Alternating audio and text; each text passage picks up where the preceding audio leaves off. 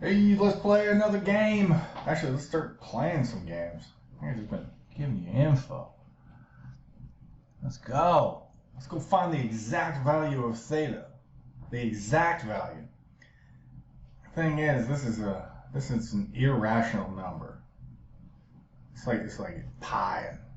It just goes on forever. So the only way you're going to get it is by writing it down as like maybe a function. So just looking at this, let's just write down like a typical trig function. We're like, well, you have an angle, and what's this? This is the opposite, right?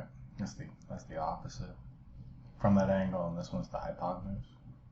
So what do you think when you hear opposites and hypotenuse? Hypotenuses. When you have the opposite and the hypotenuse, you think sine, don't you?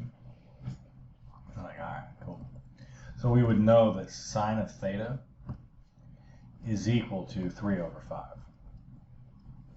Since we know that, we want to know the exact value of the angle. Remember, we just swap our our inputs with our outputs, and we can say that theta is equal to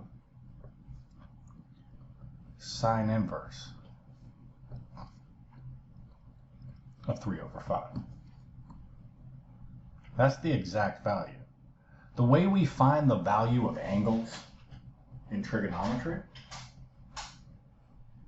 is by using the ratios and popping them into an inverse. We know this must be right.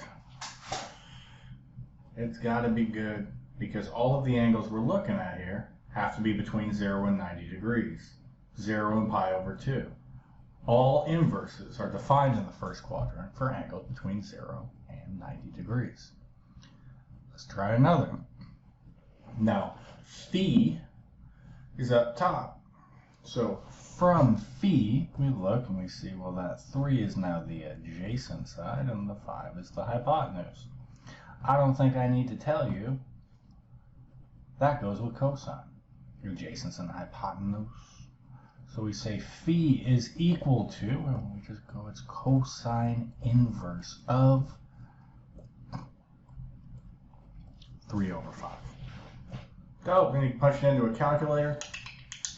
And a number pops out. And everybody's super freaking stoked. You're like, yay, I got a value. Cool. It's some sort of number. It's between 0 and 90 degrees. 0 and pi over 2 radians. Something. Okay.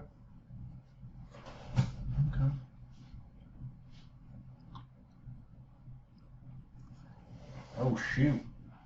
Give more of a space here. Find the exact value of theta in terms of x.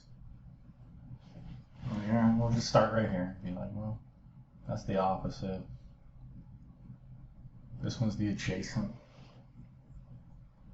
Opposites and adjacents. Ah, shit. Tangent. Maybe I'll write it out this time. I'll be like, all right. Well, tangent of the angle would equal... And who gives a shit what this says? This could say frowny face. And you're like, whatever. That shit's going into... That's going into the top because it goes opposite over adjacent. So you get your x squared. Oops, get our x squared minus x minus 2 all over our adjacent side, which is x squared minus 4. This is telling us that the angle is actually just going to equal that inverse tangent on the other side. I'm actually performing a little thing we're going to talk about next without explaining why. But that's how it works. So tangent of an angle equals a ratio. The tangent inverse of a ratio equals the angle. I would clean this up. I would dock you a point. So I'm going to write all in one color now. This stuff reduces. Remember algebra? You remember algebra. Let's clean some stuff up. Hi-ya! Those x minus 2's go away, and now we're left with inverse tangent of x plus 1 over x plus 4. I wonder what x is. Doesn't actually matter. Now, quick question. Just a question. I want to just go back through the problems. Now, was anybody sitting here and going, oh, dude, you silly teacher, why are you using sine? Anybody going like, I wanted cosecant instead? Is anybody thinking that? Was anybody thinking that? So the theta is equal to cosecant inverse of 5 over 3. Now, hey, pull your calculator out. You know your calculator that you're trying to punch everything into. Tell me where the cosecant inverse button lies. Where's that at? Some calculators could actually have it, but there's no reason for it. Why the hell would you punch this in? These are the same thing. Why don't you just use sine inverse? They're reciprocals of each other. It doesn't make any freaking difference. We go down here. We could have said that phi is equal to secant inverse, so flip that shit over. But why? Why would we do that? This is the reason why we don't spend a bunch of time talking about the reciprocal functions in terms of their inverses. There's not much point to it. There's some point. I mean, down here, we could have been like, nah, dude. Theta is equal to cotangent inverse of, just flip over, right? Because the ratio is what flips over. So it would be x plus 4 over x plus 1, not the reciprocal.